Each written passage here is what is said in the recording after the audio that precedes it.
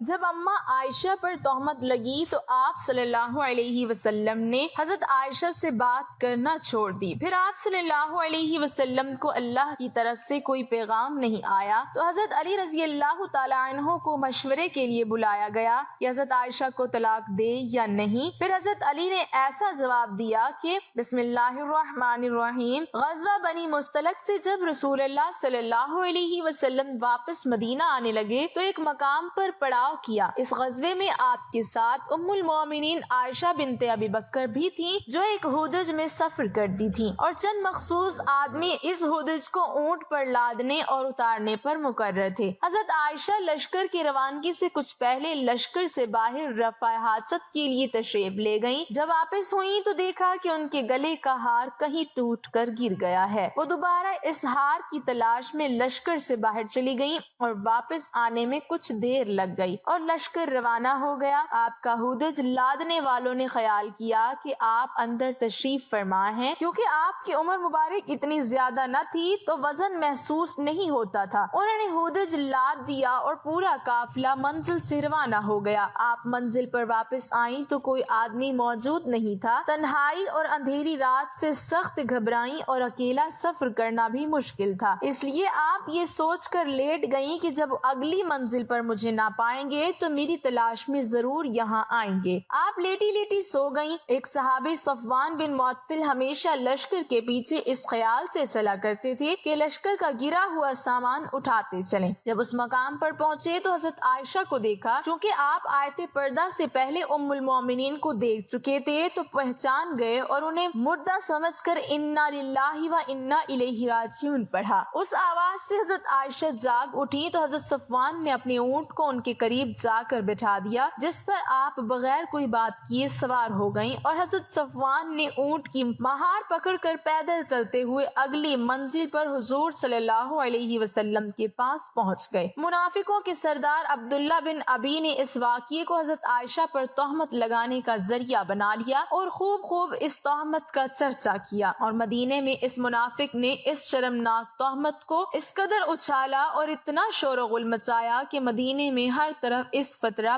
اور تہمت کا چرچا ہونے لگا، اور بعض مسلمان مثلاً حسان بن ثابت، مستہ بن اساسہ اور حمنہ بنت جہش نے بھی اس تہمت کو پھیلانے میں کچھ حصہ لیا۔ حضور اقدس صلی اللہ علیہ وسلم کو اس شر انگیز تہمت سے بے حد رنج و صدمہ پہنچا۔ اس موقع پر عبداللہ بن ابی نے کئی مقاصد حاصل کرنے کی کوشش کی۔ ایک طرف رسول اللہ صلی اللہ علیہ وسلم اور ابوبکر صدیق کی عزت پر حملہ کیا، دوسری طرف اس نے اسلامی تحریک کے بلند اخلاق کو گرانے کی کوشش کی، تیسری طرف اس نے ایک چنگاری پھینکی کہ اگر اسلام اپنے پیروکاروں کی کایا پلٹ نہ کر چکا ہوتا تو مہاجرین اور انصار آپس میں لڑ پڑتے، کیونکہ حضرت عائشہ کے حوالے سے جس شخص پر الزام لگ رہا تھا یعنی صفوان بن معطل کا تعلق قبیلہ خزرج سے تھا۔ حضور نبی کریم صلی اللہ علیہ وسلم کو عائشہ صدیقہ کی پاک دامنی پر پورا یقین تھا، لیکن چونکہ بیوی کا معاملہ تھا اس لیے آپ نے اپنی طرف برات کا اعلان کرنے کی بجائے وحی الہی کا انتظار فرمانے لگے، اور اس درمیان میں اپنے مخلص اصحاب سے مشورہ کرنے لگے۔ حضرت عمر فاروق نے عرض کیا، یا رسول اللہ، منافق یقیناً جھوٹے ہیں، اس لیے کہ جب اللہ تعالیٰ کو یہ گوارا نہیں ہے کہ آپ کے جسم اطہر پر ایک مکھی بھی بیٹھ جائے، کیونکہ مکھی نجاستوں پر بیٹھتی ہے، تو بھلا جو عورت ایسی برائی کی مرتکب ہو خداوند قدوس کب اور کیسے برداشت فرمائے گا کہ وہ آپ کی زوجیت میں رہ سکے۔ حضرت عثمان بن عفان نے کہا کہ یا رسول اللہ صلی اللہ علیہ وسلم، جب اللہ تعالیٰ نے آپ کے سائے کو زمین پر نہیں پڑنے دیا تاکہ کسی کا پاؤں نہ پڑ سکے، تو بھلا اس معبود برحق کی غیرت کب گوارا کرے گی کہ کوئی انسان آپ کی زوجہ محترمہ کے ساتھ ایسی قباحت کا مرتکب ہو۔ حضرت علی بن ابی طالب نے یہ گزارش کی کہ یا رسول اللہ صلی اللہ علیہ وسلم، ایک مرتبہ آپ کے نالین مبارک میں نجاست لگ گئی تھی تو اللہ تعالیٰ نے جبرائیل کو بھیج کر آپ کو خبر دی کہ آپ نالین اقدس اتار دیں، اس لیے بی بی عائشہ معاذ اللہ اگر ایسی ہوتی تو ضرور اللہ تعالیٰ آپ پر وہی نازل فرما دیتا کہ آپ ان کو زوجیت سے نکال دیں۔ حضرت ابو ایوب انصاری نے جب اس تہمت کی خبر سنی تو انہوں نے اپنی بیوی سے کہا کہ اے بیوی، سچ بتا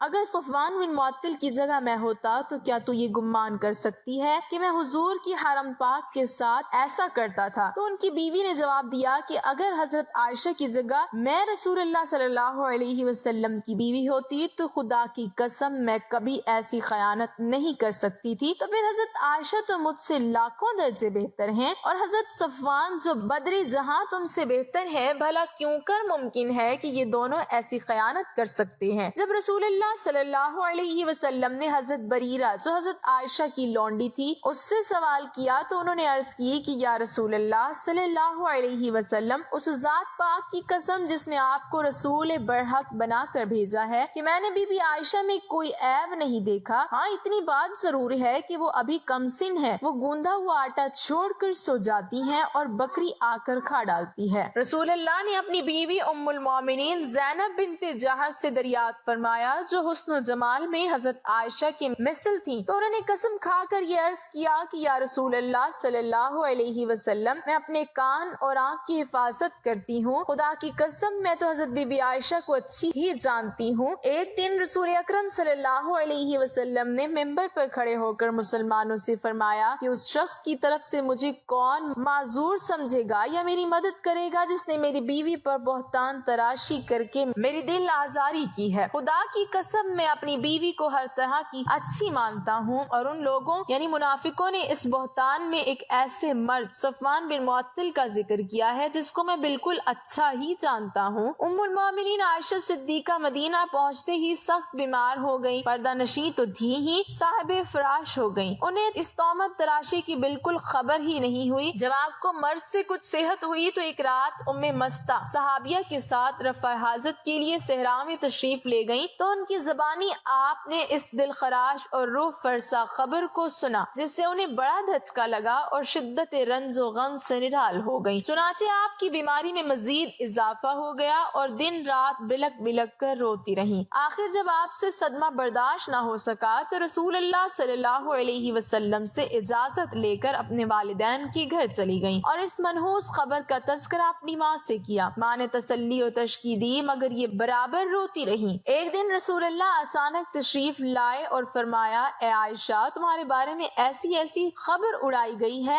اگر تم پاک دامن ہو اور یہ خبر جھوٹی ہے تو ان قریب خداوند تعالیٰ تمہاری برات بذریعہ وحی اعلان فرما دے گا، ورنہ توبہ استغفار کر لو، کیونکہ جب کوئی خدا سے توبہ کرتا ہے اور بخشش مانگتا ہے تو اللہ تعالیٰ اس کے گناہوں کو معاف فرما دیتا ہے۔ حضور کی یہ گفتگو سن کر حضرت عائشہ کے آنسو بالکل تھم گئے اور انہوں نے اپنے والد ابو بکر صدیق سے کہا کہ آپ نبی کریم صلی اللہ علیہ وسلم کا جواب دیجیے۔ تو انہوں نے کہا، فرمایا خدا کی قسم میں نہیں جانتا کہ حضور کو کیا جواب دوں۔ پھر انہوں نے ماں سے دینے کی درخواست کی تو ان کی ماں نے بھی یہی کہا۔ پھر خود حضرت بی بی عائشہ نے حضور کو یہ جواب دیا کہ لوگوں نے جو ایک بے بنیاد بات اڑائی ہے اور یہ لوگوں کے دلوں میں بیٹھ چکی ہے اور کچھ لوگ اس کو سچ سمجھ سکتے ہیں، اس صورت میں اگر میں کہوں کہ میں پاک دامن ہوں تو لوگ اس کی تصدیق نہیں کریں گے، اور اگر میں برائی کا اقرار کر لوں تو سب مان لیں گے، حالانکہ اللہ تعالیٰ جانتا ہے کہ میں اس الزام سے بری ہوں اور پاک دامن ہوں۔ اس وقت میری مثال حضرت یوسف کے باپ حضرت یعقوب علیہ السلام جیسی ہے، لہٰذا میں وہی کہتی ہوں جو انہوں نے کہا تھا، یعنی فاصبر جمیل واللہ مستعان علی ما تصفون۔ یہ کہتی ہوئی انہوں نے کروٹ بدل کر منہ پھیر لیا اور کہا، اللہ تعالیٰ جانتا ہے کہ میں اس تہمت سے بری اور پاک دامن ہوں، اور مجھے یقین ہے کہ اللہ تعالیٰ ضرور میری برات کا ظاہر فرما دے گا۔ رسول اللہ صلی اللہ علیہ وسلم حضرت ابو بکر صدیق کے گھر میں موجود تھے اور ابھی تمام لوگ اپنی جگہ پر بیٹھے تھے کہ اچانک حضور پر وحی نازل ہونے لگی اور آپ پر نزول وحی کے وقت کی بے چینی شروع ہو گئی۔ شدید سردی کے موسم میں آپ کے بدن مبارک سے پسینے کے قطرے ٹپکنے لگے۔ وحی اترنے کے بعد رسول اللہ نے مسکراتے ہوئے فرمایا کہ اے عائشہ، تم خدا کا شکر ادا کرتے ہوئے اس کی حمد کرو کہ اس نے تمہاری برات اور پاک دامنی کا اعلان فرما دیا۔ اور پھر آپ نے قرآن کی سورۃ نور میں سے 10 آیتوں کی تلاوت فرمائی جو آیت نمبر 11 سے شروع ہو کر 20 پر ختم ہوتی ہے۔ ان آیات کے نزول کے بعد منافقوں کا منہ کالا ہو گیا اور ام المومنین عائشہ کی پاک دامنی کا آفتاب اپنی پوری آب و تاب کے ساتھ اس طرح چمک اٹھا کہ قیامت تک آنے والے مسلمانوں کے دلوں کی دنیا میں نور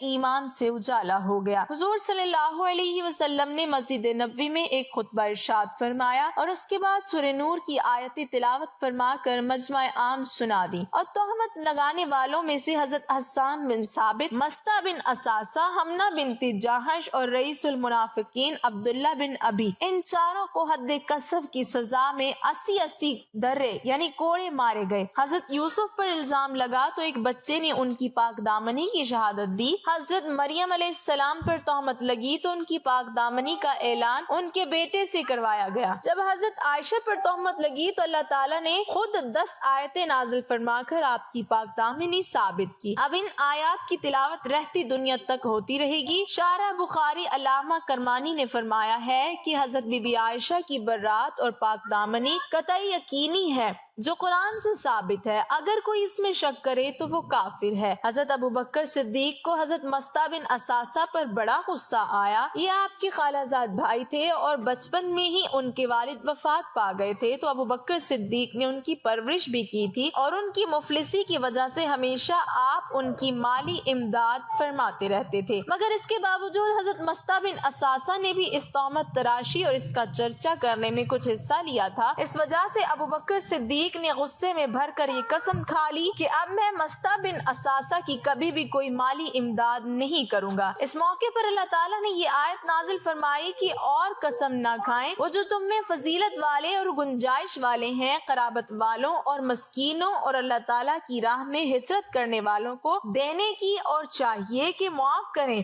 اور درگزر کریں۔ کیا تم اس سے پسند نہیں کرتے کہ اللہ تعالیٰ تمہاری بخشش کرے، اور اللہ بہت بخشنے والا اور بڑا مہربان ہے۔ اس آیت کو سن کر ابو بکر صدیق نے اپنی قسم توڑ ڈالی اور پھر مستہ بن اساسہ کا خرچ بدستور سابق عطا فرمانے لگے۔ امامیہ کا یہ نظریہ ہے کہ تمام انبیاء کی بیویاں پاک دامن ہوتی ہیں، کبھی ان کا دامن اس گناہ کی آلودگی سے داغدار نہیں ہو سکتا۔ وہ کافر ہو سکتی ہیں جیسے نوح اور لوط کی بیویاں تھی، کیونکہ کفر لوگوں کو کبھی نبی سے متنفر نہیں کر سکتا، مگر ان کا دامن عفت اس معاشرتی عیب سے عیبدار نہیں ہو سکتا، کیونکہ یہ بات شان نبوت کے سراسر منافی ہے کہ ان کے گھر کوئی فاحشہ عورت ہو اور وہ اسے برداشت کریں، کیونکہ یہ لوگوں کو نبی سے متنفر کرتی ہیں۔ چنانچہ ابن عباس سے مروی ہے کہ ما ظننت امرات النبی، کبھی کسی نبی کی بیوی نے بدکاری نہیں کی، لہٰذا نبی کا ہر اس عیب سے منزہ ہونا ضروری ہے جو اس سے لوگوں کی نفرت کا باعث ہوا۔ اگر شیعان علی کو اس ام المومنین سے کوئی اصولی اختلاف ہے تو وہ بغض علی اور ان سے جنگ کرنے اور بے قصور مسلمانوں کو قتل کرانے کی وجہ سے ہے، ورنہ کوئی شیعہ مسلمان کسی حالت میں بھی چاہ جائے کا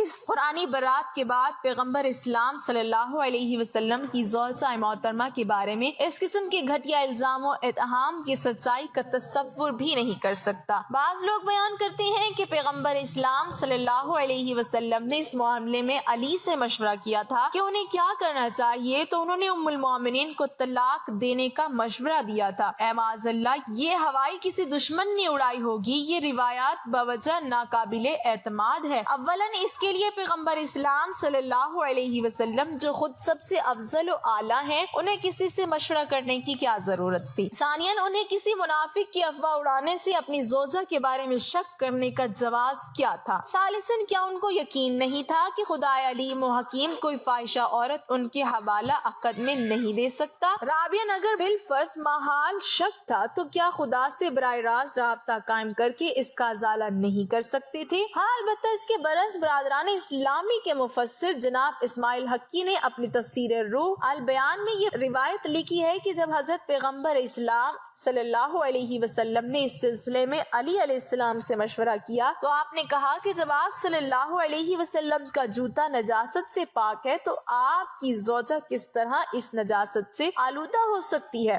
اس پر حضرت صلی اللہ علیہ وسلم خوش ہو گئے۔ اللہ پاک ہمیں بہتر عمل کرنے کی توفیق عطا فرمائے اور ہمیں نیکوکاروں میں شامل کرے، آمین۔ ناظرین، کمنٹ باکس میں اللہ تعالیٰ کے 99 ناموں میں سے ایک نام ضرور ٹائپ کریں۔